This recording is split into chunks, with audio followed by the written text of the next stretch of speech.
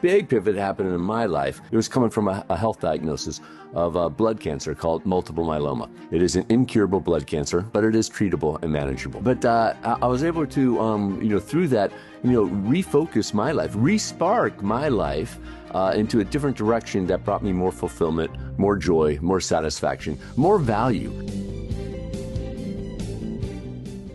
Hello, this is Raymond Aaron, New York Times top 10 bestselling author, bringing you Respark Your Life podcast, the world's premier podcast to ignite the fire to allow you to live life on your own terms. Every single Thursday, I bring you a multi-millionaire, world-famous celebrity to teach you about the most fascinating ways in order to live a far better life. Every single Thursday, you just need to subscribe by hitting the subscribe button. I'll see you every Thursday to respark your life. Yes, it's me again, Raymond Aaron, the creator and the interviewer of Respark Your Life. And I have with me somebody quite unusual. Heck, every Thursday is somebody quite unusual, but particularly today. I have a gentleman, Ray Hartjen, who is a storyteller. That's his claim to fame. He's got a big, long bio, but the essence of his bio is he's a storyteller. And he's gone through what am I telling you for? He should tell you. Ray, welcome to my podcast. Raymond, thanks for having me, man. I love what you do, and I love being on here. I'm thinking that we should have had a third person become like a co-host, and then they could ask questions for the Ray, and we go like, what? We both be like talking over each other. Like, you talking to me? Talking to me? So great to be here. Thanks for the opportunity. I do appreciate it. Now, I want to go way back to your early life. Did you notice that you were a storyteller when you were a boy? Yeah, I came from a family that treasured reading, and so we had books literally in every room of our house. My father, to this day, has probably the largest privately held military history library in the country, well over 20,000 volumes in his Leavenworth, Kansas home. The power of reading was instilled upon me at a young age. But I was always one to create my own stories, with whether it was, building Legos and, building little cities or stadiums or something like that, or, racing my bicycle around the neighborhood, thinking I was, racing in the Indy 500, and telling the story of my courageous actions in the Indy 500 and, being interviewed afterwards and things like that. So I always had a kind of a tendency toward wanting to hear stories and then, because of that, just telling my own stories. Now, I have some subscribers right now who are probably saying, am I going to devote the next 20 minutes to listening to this? So tell us why they should listen. What will they get out of this storytelling interview? Yeah, what I wanted to come and talk to you about today, and kind of with the theme of many of your episodes, are pivots that happen. A big pivot happened in my life, and encouraging people. Through my big pivot, Raymond, it was coming from a health diagnosis of blood cancer called multiple myeloma. For those of you who are unfamiliar in the audience with multiple myeloma, it is an incurable blood cancer, but it is treatable and manageable. And my diagnosis on March 11th, 2019, kind of set me back a little bit, right? But I was able to, through that, refocus my life, respark my life into a different direction that brought me more fulfillment, more joy, more satisfaction, more value. And, for me, these stories are, a dime a dozen. Almost everybody has them. I just want to instill on your listeners, you don't need to wait. I mean, these are, these are things that you can do today to help you go onto a path of a life that's more fulfilling for you, that brings more joy, brings more satisfaction. That's the story I want to tell today. Okay, but I missed the point. So you got this horrible cancer diagnosis. It can't be cured, but it can be managed. And how does that relate to storytelling? For me, my doctors told me a story. They said, Ray, we're going to get you some on induction therapy. In 3 to 6 months, you're going to have a stem cell transplant, probably. And I'm like, all right, man, I'm going to be the best cancer patient known to mankind. I am going to, I'm going to work out even harder than I've been working out before. I'm going to clean up my diet. 3 to 6 months for a stem cells transplant. Heck no, we'll do it in three, Raymond. So I set off in being the best cancer patient ever. I woke up in the morning thinking about cancer. I went to bed at night thinking about cancer. Week and a half later, I'm sitting with my wife and our son at a restaurant, and I am absolutely exhausted. I mean, I'm like, holy cow, it's been 10 days, and I don't, what am I doing here? That was a learning moment for me, Raymond. It dawned on me. It's like, I've been focusing on my physical ability, conditioning, my physical being, but I've neglected all the other parts of what makes me a whole being. And for a cancer patient, the whole patient. And I think I kind of knew this, intellectually, but I hadn't really articulated it in my mind. So therefore, it really wasn't sealed within me. I had neglected the mental, emotional, and spiritual components. And, being a musician, I'm very familiar with a mixing board. You can raise the levels of guitar. That's my instrument. More guitar, the less of everybody else. But, with those different components of my physical being, I was concentrating on the physical aspect of it, but the others were dragging me down. I was just mentally exhausted. And it was there that day. I'm like, man, I just learned something about myself as a patient. What else can I learn about myself? How can I approach my diagnosis with a growth mindset? So I went to a group meeting and I saw this group of these cancer survivors, battlers, fighters, and they were kind of teaching me how to become a cancer patient. They were role models for me, Raymond. And I thought back, I want to be that type of person. For the people that follow me, I want to be a person of strength. So again, another learning mechanism.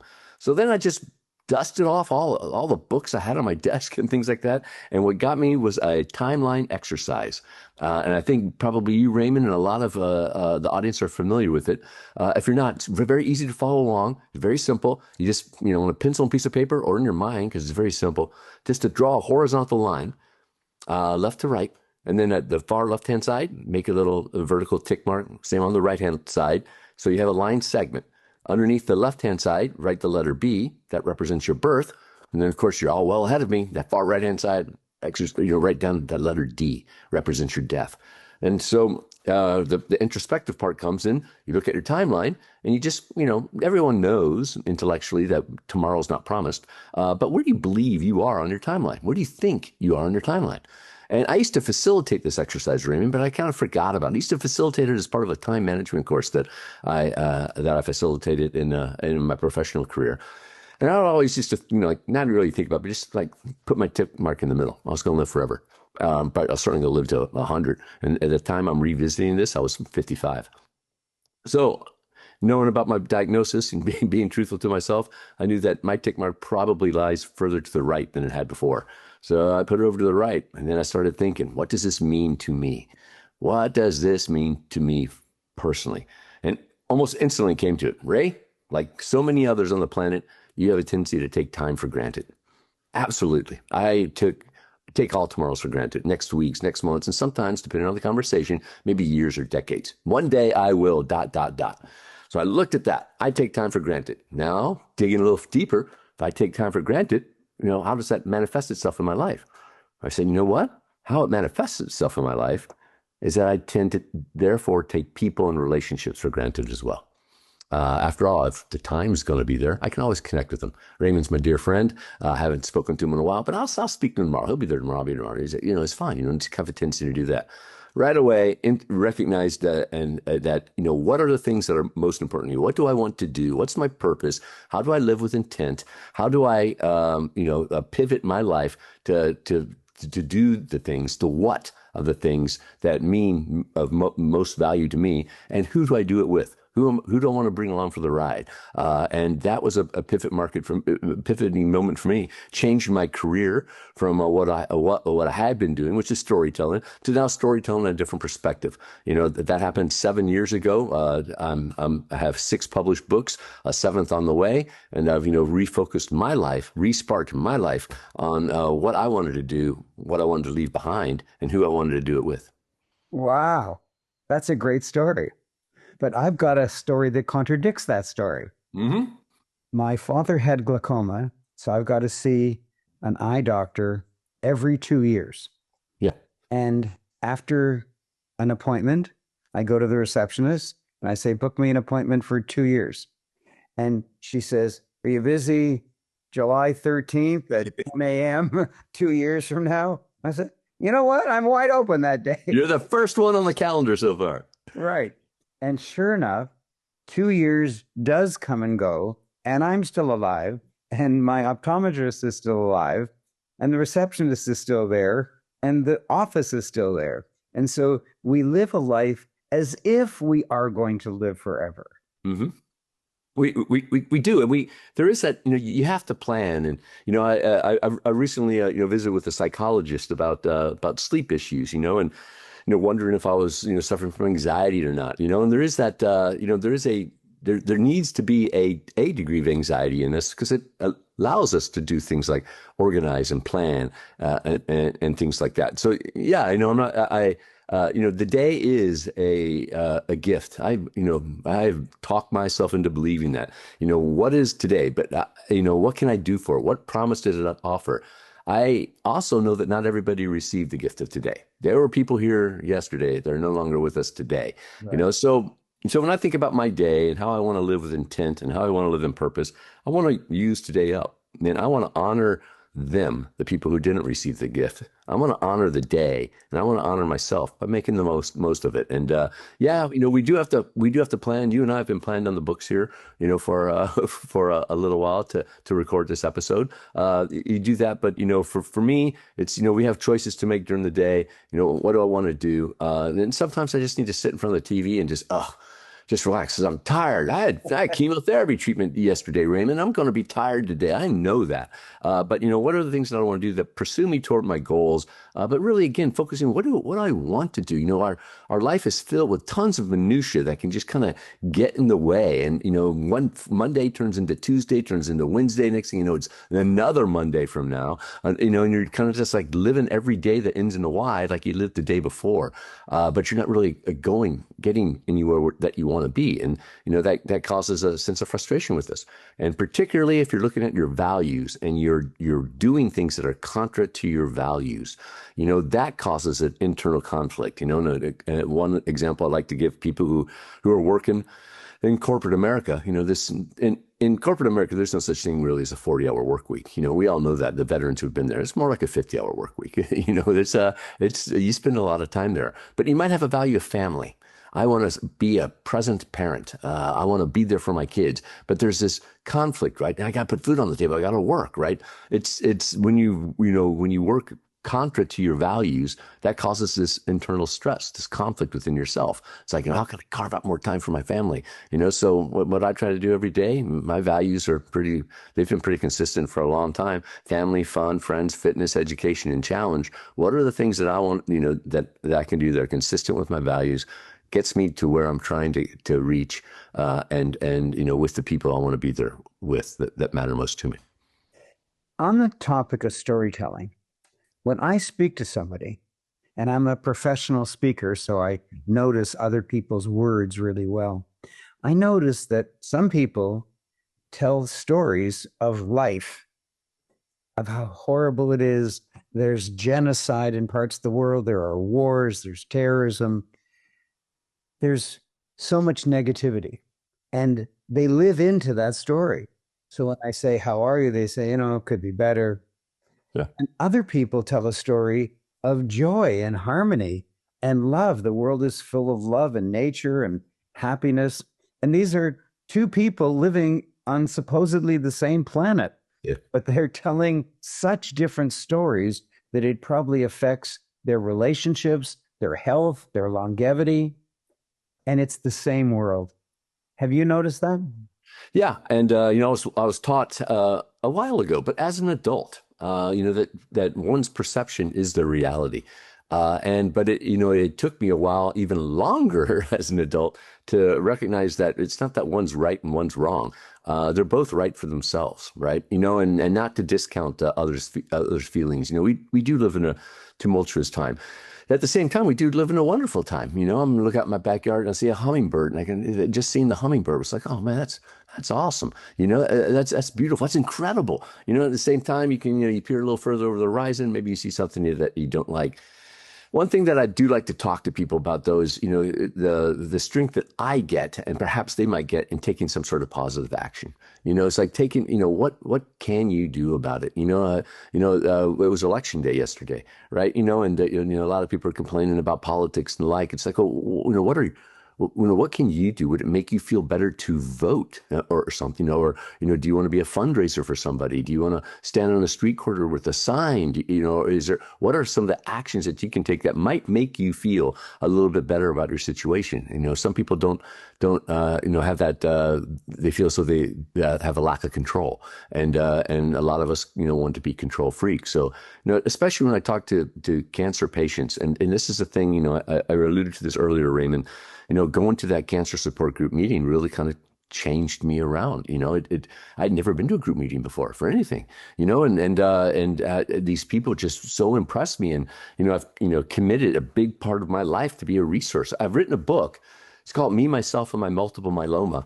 Not only is it a fundraiser for the Multiple Myeloma Research Foundation, I hope it's sincerely that it's a resource for patients, caregivers, and allies on, hearing a little bit about my story. How can I help you? And it's almost every day I'm connecting with a patient on social media where they're asking me questions, and I'm trying to help them along. But just sharing my experiences and, and encouraging them to kind of introspectively think about, what can I learn from Ray? Maybe nothing, but maybe there's some things that I can learn from Ray, maybe apply, try, experiment, see how it works out. But one of the things, is taking a little bit of control. You're, the control that makes you feel good about yourself. If you're one of those people, what is it? What actions that you can take, positive actions to move forward to where you want to be? I think that my subscribers have a question in their mind right now, and I'm going to ask it for them. All right. How do I know whether I'm a storyteller or not? Or if I am, how do I know if I'm a good storyteller? I think almost everyone's a storyteller. That's what I'd be answering to it. We tend to intrinsically like the stories the most, right? Ever since we were a little kid, we're begging people to tell us stories, right? And people might not think they're a good storyteller, but I do think that their audience, whether it's your family members or what have you, they're there wanting to hear your story. So I like to encourage everyone to have a bit of confidence is that you like stories. You've been telling stories your whole life. You love to consume stories. I mean, how many times you sit back and watch something on TV or a movie or what have you and go, man, I didn't like the story, or I wish I had a bit of bigger, better story, or I did like that story. I think it's in there. I think it's unlocked within you. It's like people say, I don't like music. I'm like, are you sure you don't like music? I mean, because excuse me, you have this wonderful percussion, going on in your chest every second with your heart beating and your breath coming in. I mean, that is your drums and your bass line right there. And, you probably like music more than you think you do, because I think it's inside of you. And I think you're probably a better storyteller than you think you are, because you like consuming stories, and it's just there waiting for you. So, man, I encourage people to find your voice. Don't be shy about telling your story. And heck, if you want an audience to tell your story, reach out to me on my social media platforms. It is my name, Ray Hartjen, at practically every social media network. I'd love to hear your story, particularly if you are a cancer patient or somebody else that's going through a serious health issue. If you're a caregiver, because Raymond, caregivers sometimes have it tougher than the actual patient. And they need help and they need resources as well. And for all you out there, just allies, have somebody in your community that's struggling with their health. You want to be there for them. You have stories to share. I want to hear your stories. I really do. You're a sweet man. Yeah, I appreciate Some people that. say, I can't tell jokes or I can't sing. So how do you know that everyone can tell stories? Let me fall back to the first one. I can't sing. Everybody can sing. You might not sing well. You might not sing off pitch. It's like dancing. And I love that people say, you know what? I'm going to sing, and I don't care if I don't sound good, because it makes me happy. And, movement makes me happy, and dancing. I might not dance well, but dance. I love those people. And I think people in the audience can reflect to that. I think I'm a bad dancer, but when I get out there and move around, it just something about it makes you feel good. You can't tell jokes. If you want to tell a better joke, practice telling jokes. You get better at it with time. You live and you learn. I am a musician. I perform, and I am constantly learning as a performer. Particularly when it's come to times when I've had to sing, because I don't think I sing particularly well. But I learn something every time, and I've also learned that when I do go out and sing, I'm kind of like singing for me and not the audience. If you don't like it, that's great. If you do like it, that's great also. But this is what we're going through right now. So my current band's a two-piece acoustic band. Scott, my singer, he probably sings 30 of the songs. But when you're doing a 40-song set, that's a lot on a person's voice, particularly people of our age group. So I have to sing. I have to carry the weight for 10 of them, and so I do it. But it comes with practice. If you want to be a better storyteller, you want to be a better joke teller, first thing you got to do is start. It's like hanging drywall, right? First time you hang a drywall wall, it's not going to look so great. But the more time you have on the tools, the more you do it, all of a sudden you're going to become, quite adept at it. Don't give up. If it's what you want to do, don't give up. And Right don't let on. others stop you. If you want to sing, get out there and sing. If you want to dance, get out there and dance. And I love seeing that. What a great storyteller you are. I appreciate that. You're a great storyteller. What do you have for my subscribers? Would you like to give something away or invite them to do something? What would you like? Yeah, I particularly want to, as I mentioned just a couple of moments ago, big passion in my life is helping those that are in need. That support group of my cancer patient support group, when I needed help, they were there for me. They were able to pull me forward. As long as I'm feeling strong, as long as I'm feeling healthy, and I do feel strong and I do feel healthy, I want to be a resource for the people that follow behind me.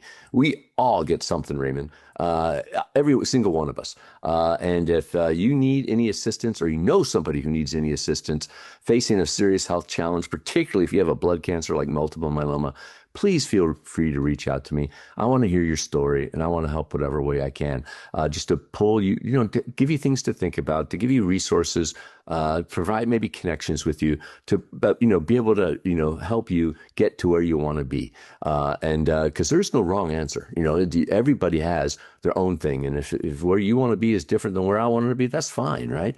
But reach out to me, please, at any social media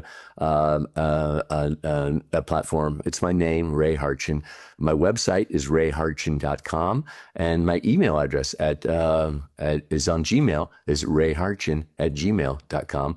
I would love to hear your story. If there's any way that I can help you and your loved ones out, please reach out. It's the most, because of my book, Me, Myself, and My Multiple Myeloma, I have connected with patients from New Zealand, Australia, Turkey, Iran, all through the United Kingdom, and of course all through the United States. And it has been some of the most rewarding moments of my life. Other than marrying my wife Lori over 30 years ago and raising two great children. I can point to those connections and just building this community. It's been a treasure, and I hope to do it more with audiences like this one. Wow, you're actually inviting my subscribers to email you at rayhartjen@gmail.com. Yes, sir. Or go to your website, rayhartjen.com. Hartjen.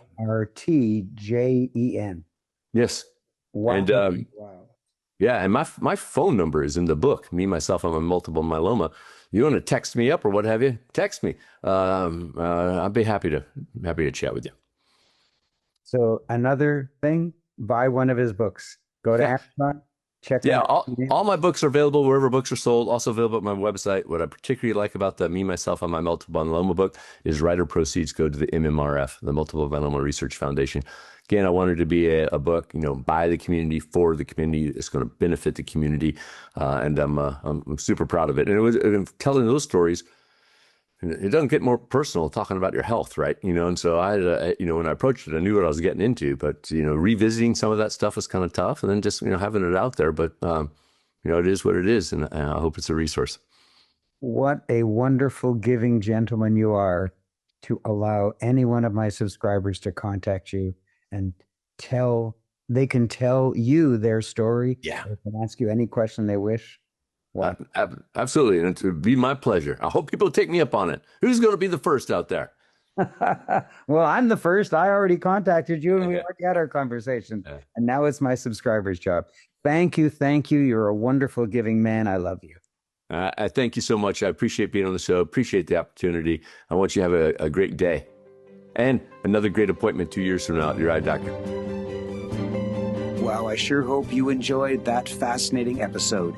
Please make sure you've subscribed, and please tell your friends, if you like it, that they will probably like it as well. For your information, this experience, this service, this podcast has been sponsored by the Orbit Coaching Program. All of my friends, all my world-famous speaker friends, all have coaching programs. Mine has been independently rated as the #1 high-level coaching program.